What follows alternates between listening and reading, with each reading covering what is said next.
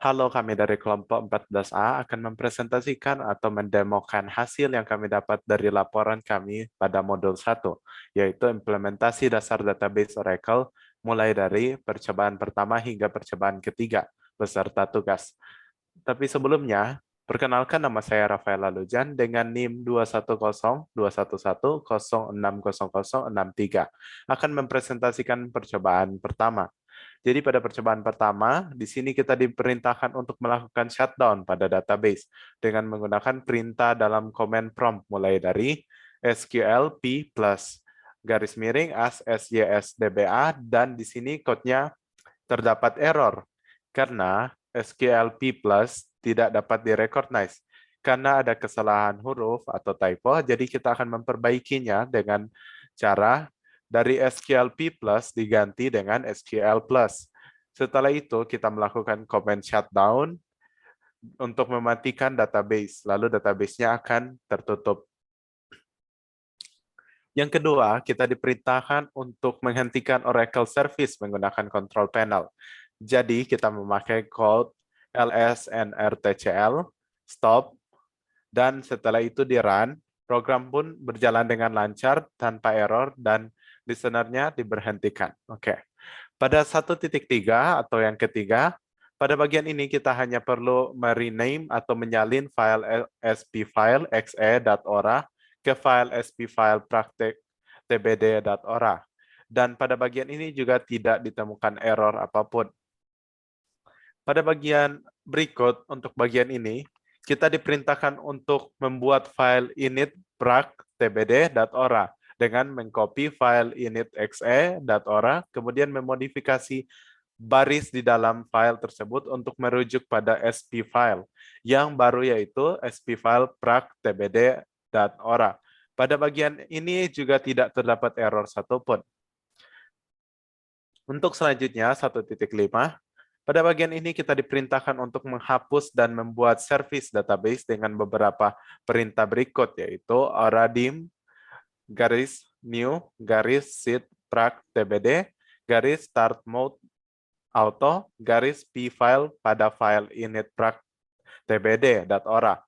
Oradim garis delete garis sid xe, dan untuk semua proses tidak terdapat error satupun. Selanjutnya untuk 1.6, di sini kita hanya diperintahkan untuk menjalankan kembali listener. Jadi kita hanya perlu merun code lsnrtcl yang kita start dan kita akan start. Code-nya pun akan berjalan. Ya, pada selanjutnya 1.7, kita diperintahkan untuk mengatur environment variable di Windows dengan perintah set oracle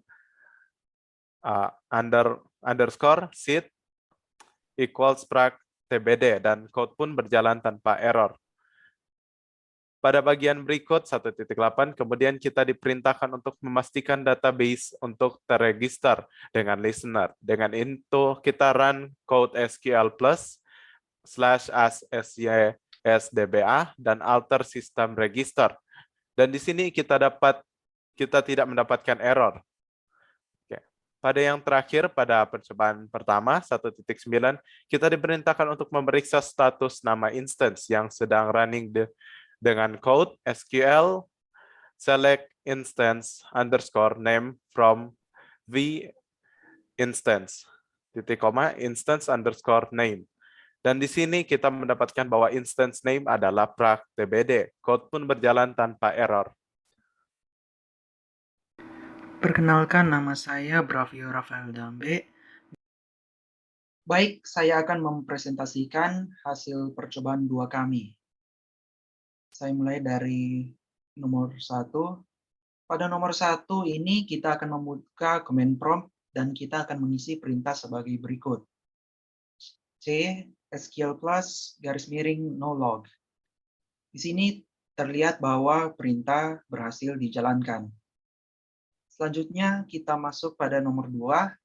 Pada nomor 2, kita akan mengakses database Oracle dengan menggunakan akun administrator. Untuk itu, kita akan memanggil perintah seperti berikut. Connect sys/learn Oracle as sysdba. Ketika kita memanggil perintah ini, tidak terjadi error dan perintah berhasil dijalankan, kita telah berhasil melakukan koneksi. Selanjutnya kita masuk pada nomor 3. Di sini kita akan membuka skema HR. Skema HR ini merupakan data efektif dari SQL yang menyerupai data pegawai-pegawai dalam suatu perusahaan. Untuk itu kita akan memanggil perintah seperti berikut. SQL panah alter user HR identified by HR pass account unlock. Setelah perintah dipanggil, dapat terlihat bahwa user telah teralter atau diubah. Database HR ini memiliki username HR dan password HR pass. Sekarang kita masuk pada nomor 4. Pada nomor ini kita akan menggunakan koneksi ke skema HR dengan memanggil perintah ini. SQL panah connect HR/HR pass. Dapat terlihat setelah perintah dijalankan telah terjadi koneksi. Kita lanjut pada nomor 5. Pada nomor ini kita akan melihat semua tabel pada skema HR. Untuk itu kita memanggil perintah seperti berikut. Select table underscore name from all underscore tables where owner sama dengan HR. Dengan memanggil perintah ini, kita dapat melihat tabel-tabel pada skema HR ini, seperti regions, departments, jobs, dan lain-lain. Selanjutnya pada nomor 6, kita akan melihat deskripsi dari tabel employees dengan memanggil perintah describe employees. Ketika perintah ini dipanggil, kita dapat melihat atribut-atribut pada tabel employees ini serta tipe datanya. Demikian demonstrasi percobaan 2. Selanjutnya saya serahkan ke teman saya, Kevin. Baik, sekarang saya akan mempresentasikan percobaan ketiga. Sebelumnya, nama saya Kevin Noah Pandani dengan NIM 2102 1106 0076. Jadi pada tahap pertama, kita diminta untuk mengakses database Oracle menggunakan account administrator. Lalu setelah memeriksa status user yang sedang aktif, bisa terlihat bahwa user yang sedang aktif adalah user SYS yang adalah akun administrator. Pada tahap kedua, kita diminta untuk membuat user dengan nama toko online dengan password online. Untuk itu kita menggunakan perintah SQL create user toko online identified by online. Setelah itu bisa terlihat user created yang artinya user dan skema toko online telah dibuat dalam database, tetapi masih tanpa privilege. Jadi pada tahap 3 ini kita akan memberikan privilege pada user toko online menggunakan perintah grant. Dan privilege yang akan diberikan adalah privilege create table, unlimited table space, untuk select any table, update any table, insert any table, dan block any table. Dan bisa dilihat bahwa semuanya berhasil tanpa error. Pada tahap ketiga, kita diminta untuk pada tahap keempat, kita diminta untuk mengakses skema toko online dan membuat tabel customer dengan atribut customer ID sebagai pemilikinya. Untuk mengakses skemanya, kita menggunakan perintah connect toko online/online. Lalu kita buat tabelnya dengan perintah create table customer dengan atribut-atribut. Pertama, customer ID bertipe varchar 4, customer name tipe varchar 50, address dengan tipe varchar 100, kontak dengan tipe varchar 100, dan kita buat constraint customer ID sebagai variable key, yaitu table created yang berarti tabel sudah dibuat. Lalu pada tahap kelima, diminta untuk membuat tabel komoditi dengan atribut commodity ID sebagai pemiliki dan atribut unit price sebagai atribut non-null. Untuk membuat tabelnya, kita gunakan perintah create table commodities dan atributnya pertama commodity ID dengan tipe varchar 2, community name dengan varchar 25, unit price dengan tipe data number, dan kita berikan not null. Lalu kita berikan constraint com_id pk primary key untuk membuat community ID menjadi primary key. Itu table created, yang artinya tabel sudah dibuat. Lalu tab ke-6 kita diminta untuk membuat tabel orders dengan atribut order ID sebagai primary key dan atribut commodity ID dan customer ID sebagai foreign key, atribut units dan total cost sebagai atribut non-null, dan menambahkan constraint pada atribut numeric untuk menerima nilai lebih besar dari 0. Jadi kita menggunakan perintah create table orders dengan atribut order ID, tipe data varchar 4, customer ID, tipe data varchar 4, community ID, tipe data varchar 4, lalu unit, tipe data numbers, dan diberikan not null, total cost, tipe data number not null, lalu berikan constraint-nya.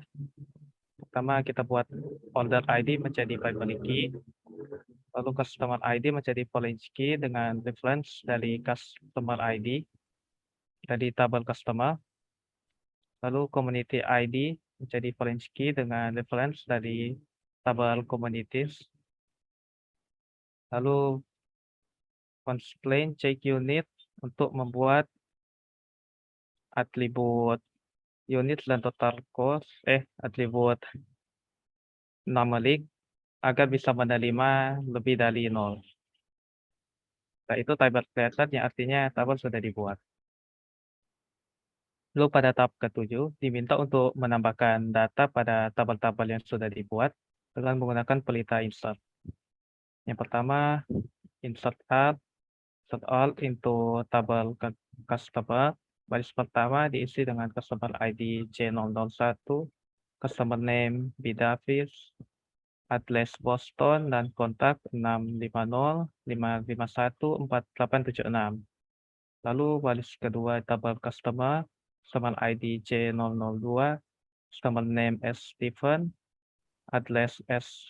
T. Louis, dan kontak 650-501-9321.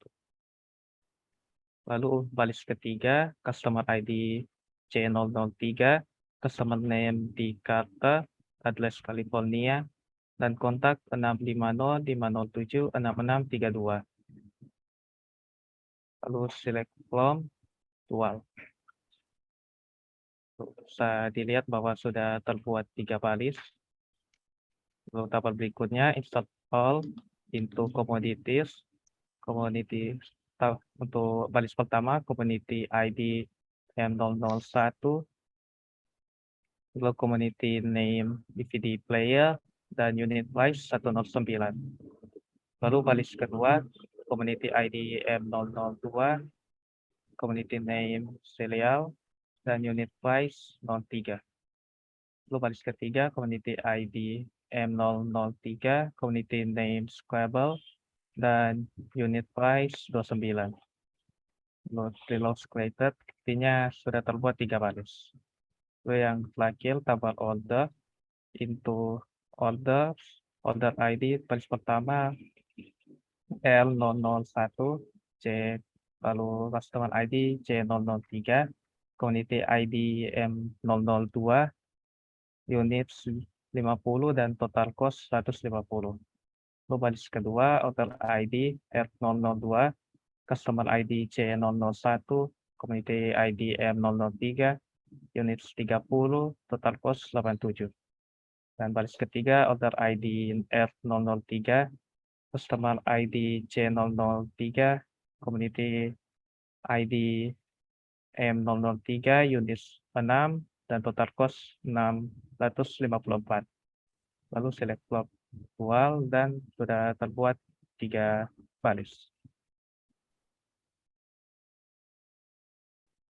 Selanjutnya untuk tugas akan dilanjut oleh teman saya, Natalia. Baik, Terima kasih atas kesempatan yang telah diberikan. Di sini saya akan melanjutkan demonstrasi dari teman saya Kevin, itu pada bagian yang tugas. Namun sebelum itu, perkenalkan nama saya Natalia Intan Suryani Luo dengan NIM 2102-1106-0117. Untuk nomor 1, kita diperintahkan untuk mengubah nama service ID pada Oracle Database server yang telah terinstall pada komputer dengan nama student. Namun sebelum itu, kita perlu menghentikan listener menggunakan command prompt. Setelah dihentikan, berikutnya kita akan mengcopy file spfilexe.ora menjadi file spfilestudent.ora. Kemudian, kita membuka file initstudent.ora dengan mengcopy file initxe.ora. Kemudian, kita memodifikasi baris di dalam file tersebut untuk merujuk pada spfile yang baru atau spfilestudent.ora. Kemudian, kita membuka service baru untuk menjalankan database. Dan kita memulai kembali listener menggunakan command prompt. Lalu, kita melakukan set environment variabel di Windows. Kemudian, kita masuk ke database dengan privilege sistem admin.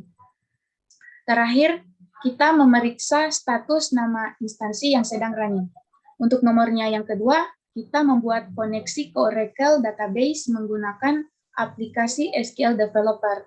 Untuk koneksi dengan user SYS, kita beri nama koneksi dengan nama SYS Schema. Dan untuk koneksi dengan user HR, kita beri nama koneksi dengan nama HR Schema. Untuk nomor yang ketiga, kita membuat SQL query untuk menampilkan informasi seluruh nama karyawan yang gajinya 10.000 ke atas, beserta posisinya dengan informasi yang akan ditampilkan, yaitu first name, last name, salary, dan job title. Kemudian, kita menampilkan informasi seluruh karyawan yang bekerja di United States of America dengan informasi yang akan ditampilkan yaitu employee first name, job title, department name, dan CV. Untuk nomornya yang keempat, kita akan menunjukkan contoh pemanfaatan dari perintah commit dan rollback. Di sini kami mengambil data nama Luis sebagai contoh. Kemudian pada bagian commit, kami mengupdate nama Luis menjadi Rafael. Namun, ketika menggunakan perintah rollback, data tidak kembali sama seperti ketika belum diupdate, yaitu Luis. Selanjutnya, pada bagian rollback, kami mengupdate nama Rafael menjadi Luis. Dan ketika menggunakan perintah rollback, data kembali sama seperti sebelum diupdate, yaitu Rafael. Jadi, jika kita ingin mengubah sebuah data dan ingin mengembalikan data tersebut, kita hanya perlu menggunakan perintah rollback. Dan jika kita ingin agar data yang kita miliki menjadi permanen atau tidak dapat diubah, kita dapat menggunakan perintah commit. Demikian presentasi dari kami kelompok 14A. Mohon maaf jika ada kesalahan kata. Terima kasih.